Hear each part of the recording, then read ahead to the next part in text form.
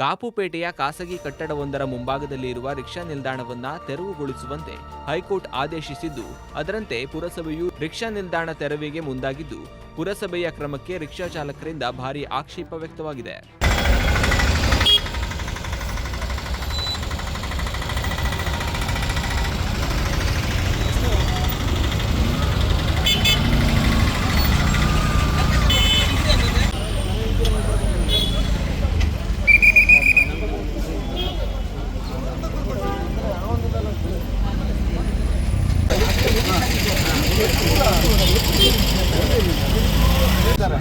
Rickshaw stand ಅಂದರೆ ಅವರು private ಜಾಗದ ಎದುರಿಗೆ ನಿಲ್ಲಿಸೋದಕ್ಕೆ ಅವರ ಅಂಗಡಿಗಳಲ್ಲಿ ವ್ಯಾಪಾರ ಆಗೋದಿಲ್ಲ.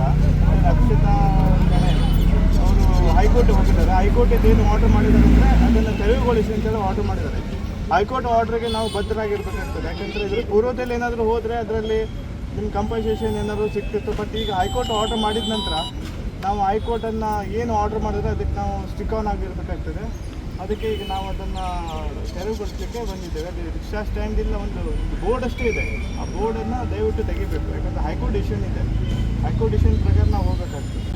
ಏನು ಸರ್ ಡಿಸಿಷನ್ ಕೊಡಲಿಕ್ಕೆ ಇನ್ನು ಆ ಪ್ರೊಸೆಸ್ ನಡೀತಾ ಇದ್ದರೆ ನಾವು ಡಿಸಿಷನ್ ಕೊಡ್ಬೋದು. ಯಾಕಂತ ಹೇಳಿದರೆ ರಿಕ್ಷಾ ಸ್ಟ್ಯಾಂಡ್ ಬೇಕು, ನೀಡ್ ಇರ್ತದೆ, ಎಲ್ಲರಿಗೂ ಕೂಡ ಅವಶ್ಯಕತೆ ಇರ್ತದೆ. ಜನರಿಗೆ ಸಾಮಾನ್ಯ ಜನರಿಗೆ ರಿಕ್ಷಾ ಬೇಕು. ರಾತ್ರಿಗೆ ಹಾಸ್ಪಿಟ್ಲ್ ಹೋಗ್ಬೇಕಾದ್ರೆ ರಿಕ್ಷಾ ಬೇಕು, ಎಲ್ಲದೂ ಬೇಕು. ಅದನ್ನು ನಾನು ಒಪ್ಕೊಳ್ತೇನೆ. ನಿಮ್ಮದು ಸಮಸ್ಯೆ ಎಲ್ಲ ನಮ್ಗೆ ಗೊತ್ತಿದೆ, ಅದನ್ನು ನಾನು ಒಪ್ಕೊಳ್ತೇನೆ. ಅದ್ರ ಬಗ್ಗೆ ಹೇಳೋ ಮಾತಿಲ್ಲ.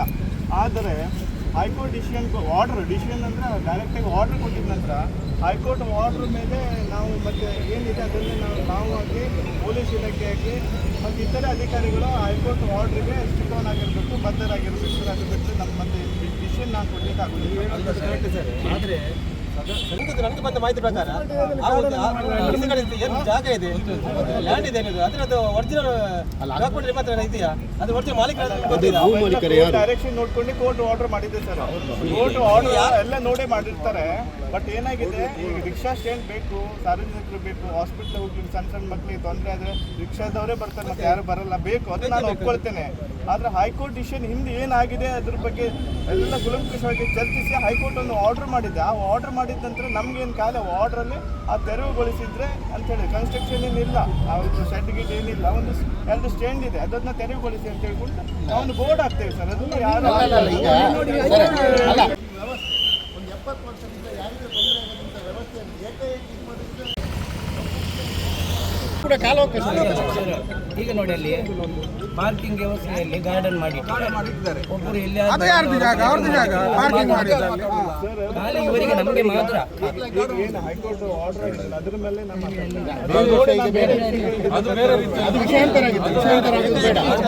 ನಮಗೆ ಈಗ ಒಂದು ಕಾಲಾವಕಾಶ ಕೊಡಿ. ಅಲ್ಲ ಸರ್, ನಮಗೆ ಸರ್ಕಾರ ಪರ್ಮಿಟ್ ಕೊಟ್ಟಿದ್ದು ನಮ್ಮದು ಸಾರ್ವಜನಿಕ ವಲಯಕ್ಕೆ ನಾವು ಕೆಲಸ ಮಾಡುವುದು. ನಮಗೆ ಪರ್ಮಿಟ್ ಕೊಟ್ಟಿದೆ. ಪರ್ಮಿಟ್ ಕೊಟ್ಟ ನಂತರ ನಾವು ಮನೆಯಲ್ಲಿ ಗಾಡಿ ರಿಕ್ಷಾ ಇಟ್ಕೊಂಡು ಬಾಡಿಗೆ ಮಾಡೋಕ್ಕೆ ಆಗೋದಿಲ್ಲ. ನಾವೇನಿದ್ದರೂ ನೀವು ನಮಗೆ ಒಂದು ಯಾವುದು ನಿಲ್ದಾಣ ಮಾಡಿ ಕೊಡಬೇಕು. ಅಲ್ಲ ಸರ್, ಇಷ್ಟು ರಿಕ್ಷಾ ಉಂಟಲ್ಲ, ಅದಕ್ಕೆ ನೀವು ಪುರಸಭೆಯವರು ನಮಗೆ ನಿಲ್ದಾಣದ ವ್ಯವಸ್ಥೆ ಮಾಡಿಕೊಡ್ಬೇಕು. ನಾವು ಮತ್ತೇನು ಕೇಳೋದಿಲ್ಲ. ಸ್ಟ್ಯಾಂಡರ್ಡ್ ಕೊಡೋದಾ ನಮಗೆ ವ್ಯವಸ್ಥೆ ಮಾಡಿಕೊಡಿ. ಸರ್ಕಾರ ಪರ್ಮಿಟ್ ಕೊಟ್ಟಿದೆ ರಿಕ್ಷಾಕ್ಕೆ. ಎಲ್ಲಿ ಮನೆಯಲ್ಲಿ ಕೂತ್ಕೊಂಡು ಬಾಡಿಗೆ ಮಾಡೋದು? ಸಾರ್ವಜನಿಕ ರಿಕ್ಷಾ ಅಂದರೆ ಆಟೋ ರಿಕ್ಷಾ ಅಂದರೆ ಪ್ರೈವೇಟಾ? ಪ್ರೈವೇಟ್ ನಾವು ಟೂರಿಸ್ಟ್ ಅಲ್ವಾ? ಅಲ್ಲ, ಮತ್ತೆ ಇನ್ನೊಂದು ಸರ್, ಇದರಲ್ಲಿ ಅವರಿಗೂ ತೊಂದರೆ ಆಗುತ್ತೆ, ಮತ್ತೆ ಜನಸಾಮಾನ್ಯರಿಗೆ ಎಷ್ಟು ತೊಂದರೆ ಆಗ್ತದೆ. ಈಗ ಪೇಟೆಗೆ ಬರೋರು ಈ ವ್ಯವಸ್ಥೆ ಇಲ್ಲ ಅಂದ್ರೆ ಎಂತ ಮಾಡೋದು? ಈಗ ನೀವು ನೋಡಿದ್ರೆ ಅರ್ಧ ಗಂಟೆ ಇಲ್ಲಿ ಬಂದಿದ್ರು ಅವರು. ಎಷ್ಟೋ ಜನ ಇಲ್ಲಿ ಈಗ ನಾವು ಸಾರ್ವಜನಿಕ ಸೇವೆ ಸಲ್ಲಿಸಲಿಕ್ಕೆ ಬಂದಿರೋದು. ನಿಮ್ಮ ಸೇವಕರು ನಾವು, ನಿಮ್ಮ ವಿರುದ್ಧ ನಾವು ಯಾವತ್ತೂ ಇಲ್ಲ. ಆದರೆ ಹೈಕೋರ್ಟ್ ಡಿಸಿಷನ್ ಆದ ನಂತರ ಒಂದು ಚೌಕಟ್ಟು ಇರುತ್ತೆ ಕಾನೂನಲ್ಲಿ. ಆ ಚೌಕಟ್ಟಿನ ಹೊರಗೆ ಹೋದ್ರೆ ಯಾರು ಕೂಡ, ಇವನ್ ಮಿನಿಸ್ಟ್ರಿ ಇರಲಿ ಯಾರೇ ಇರಲಿ, ಆ ಕಾನೂನು ಚೌಕಟ್ಟಲ್ಲೇ ಇರಬೇಕಾಗ್ತದೆ. ಅದನ್ನು ಮೀರಿದ್ರೆ ಕೋರ್ಟ್ ಆಫ್ ಕಂಟೆಂಪ್ಟ್ ಆಗುತ್ತೆ. ಆ ಒಂದು ವಿಷಯಕ್ಕೆ ನಾನು ಬಂದಿದ್ದೇನೆ. ಅದಕ್ಕೆ ಯಾರ ಮೇಲೂ ತೊಂದರೆ ಆಗಬಾರ್ದು ಅಂತೇಳಿ ಆಫೀಷಿಯಲ್ಲೇ ಮೀಟಿಂಗ್ ಮಾಡಿಬಿಟ್ಟು. ಅಲ್ಲ ಸರ್, ಬೇರೆ ಬೇರೆ ಬಿಲ್ಡಿಂಗ್ನವರು ಇದೇ ರೀತಿ ಎಲ್ಲ ಕೇಸ್ ಹಾಕಿದ್ದಾರೆ. ಎಲ್ಲಿ ನಮಗೆ ತೊಂದರೆ ಸಹ ಆಗ್ಲಿಕ್ಕೆ ಬಿಡುದಿಲ್ಲ. ಆದರೆ ನಮಗೆ ಒಂದು ಜಾಗ ಮಾಡಿ ವ್ಯವಸ್ಥೆ ಮಾಡಿಕೊಡಿ, ವ್ಯವಸ್ಥೆ ಮಾಡಿಕೊಡಿ, ಕಾಲಾವಕಾಶ ಮಾಡಿಕೊಡಿ ಸರ್. ನಾವು ಕಾನೂನು ಪ್ರಕಾರ ನಾವು ಬೋರ್ಡ್ ಆಗ್ತೇವೆ. ಒಂದು 2 ರಿಕ್ಷಾ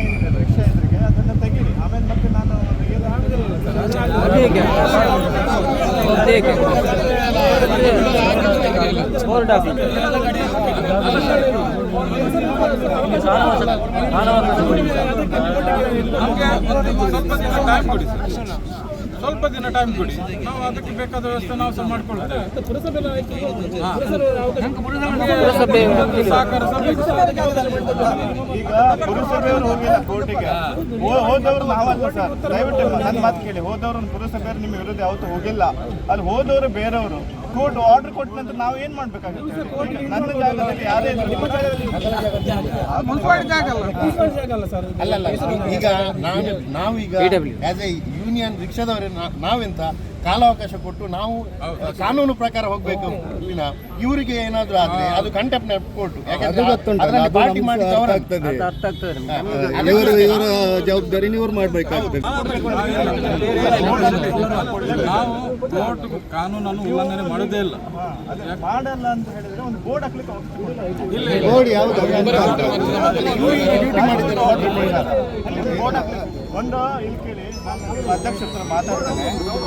ಈಗ ಏನಿದೆ ಹೈಕೋರ್ಟ್ ಆರ್ಡರ್ ನಾವು ಮಾನ್ಯತೆ ತಗೊಂಡು ನಾವು ಮಾಡಲೇಬೇಕಾಗ್ತದೆ. ಅದಕ್ಕೆ ವಿರುದ್ಧ ನಾವು ಏನು ಮಾಡ್ಲಿಕ್ಕೆ ಸಾಧ್ಯ ಇಲ್ಲ. ನಿಮ್ಮ ಸರ್ಕಾರಿ ಜಾಗದಲ್ಲಿ ಬೋರ್ಡ್ ಹಾಕ್ಲಿಕ್ಕೆ ನಿಮ್ಮ ಅಧ್ಯಕ್ಷ ಹತ್ರ ಮಾತಾಡಿದ್ದೇನೆ. ಅವರ ಜಾಗದಲ್ಲಿ ಬೇಕಾದ್ರೆ ಹಾಕಿ. ಅಧ್ಯಕ್ಷರ ಹತ್ರ ಮಾತಾಡಿದ್ದೇನೆ, ಅದನ್ನು ಪಬ್ಲಿಕ್ ಮಾತಾಡೋದು ಬೇಡ. ನಿಮ್ಮ ಅಧ್ಯಕ್ಷರ ಪ್ರಕಾರ ಅರೆಗೆ ಬೋರ್ಡ್ ಮಾಡು ಏನಾಗಲ್ಲ.